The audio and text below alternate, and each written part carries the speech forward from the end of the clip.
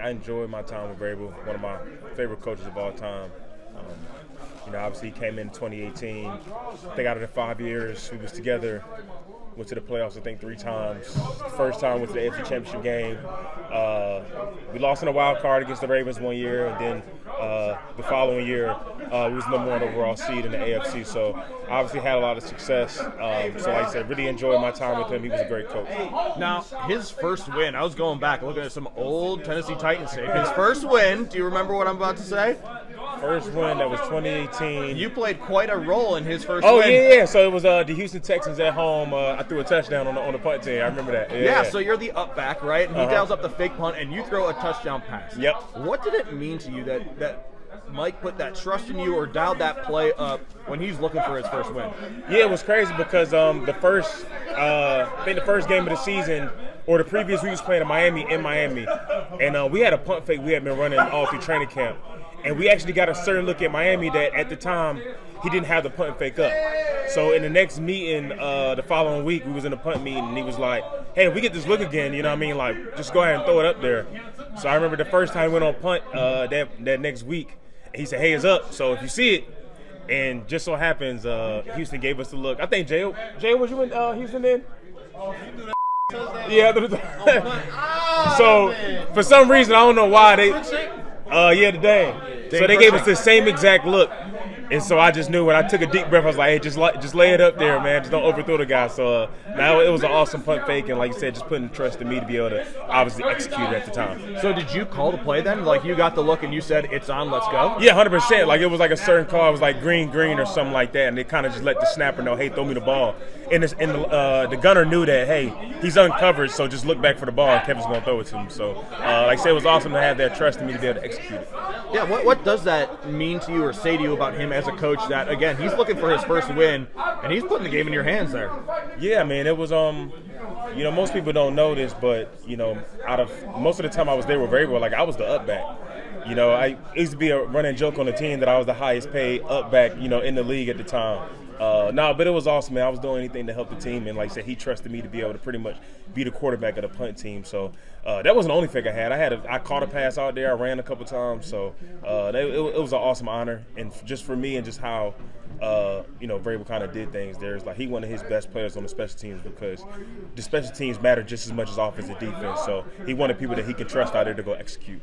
Now, how would you describe the culture that he created in Tennessee? Like obviously, things didn't work out and he ended up parting ways. But as you mentioned, you guys did a lot of winning down there early in his career.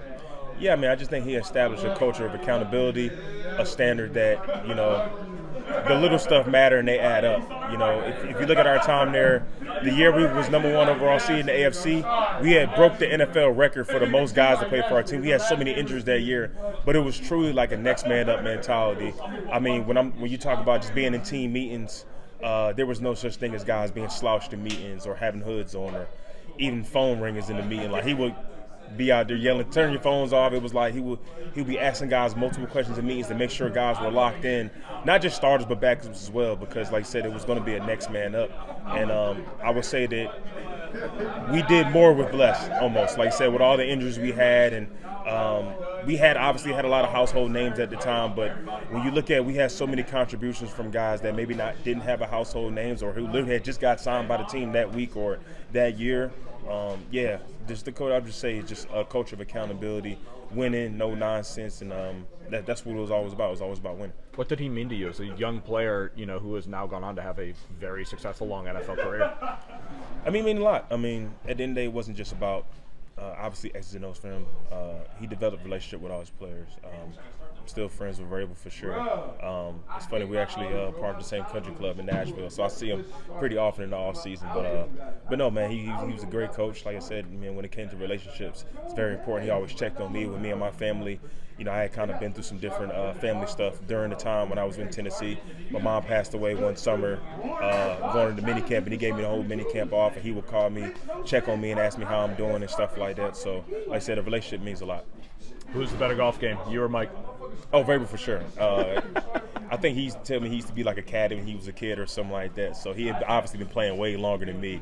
I'm not saying he's a great golfer, but he's definitely better than me because I suck. I'm getting better, but he's way better. Now, Mike is known as a defensive guy, and you were on the offensive side of the ball. I'm curious, what kind of role did Mike have with that offense in Tennessee? I mean, I would say he was very involved with pretty much everything: offense, defense, special teams. He's one of those coaches that kind of makes sure you know what you're doing. Everybody knows you know what you're doing, and if you don't know what you're doing, everybody's going to know. So it's like an accountability factor. One of those things. Accountability is a huge buzzword in the NFL, everywhere. But it means a lot of different things to a lot of different coaches. What did accountability mean to Mike Vrabel and those Titans? Everything. I mean, it's just a little standard that we had. If you weren't getting the job done, next man up. And it's a way that kind of teaches you how to be a pro. Really just coming in with him the first 2 years. You understand what the game is, how the game works, how to prepare, how to be ready, and then from there it's all on you. You have been around the league. Yeah. What made Vrabel's teams, his locker room, his culture, what made all of that unique to him? I just feel like we had a really good group. It was just a really good window, really good group. A lot of guys that play well together, that play for each other. That's the main thing. They understand, it's not the coaches, it's the players. And as long as you can get all the players all on the same page, that's half the battle. And then from there, it's just not defeating yourself. It's never about the other team. It's always about the team. So that's the main thing.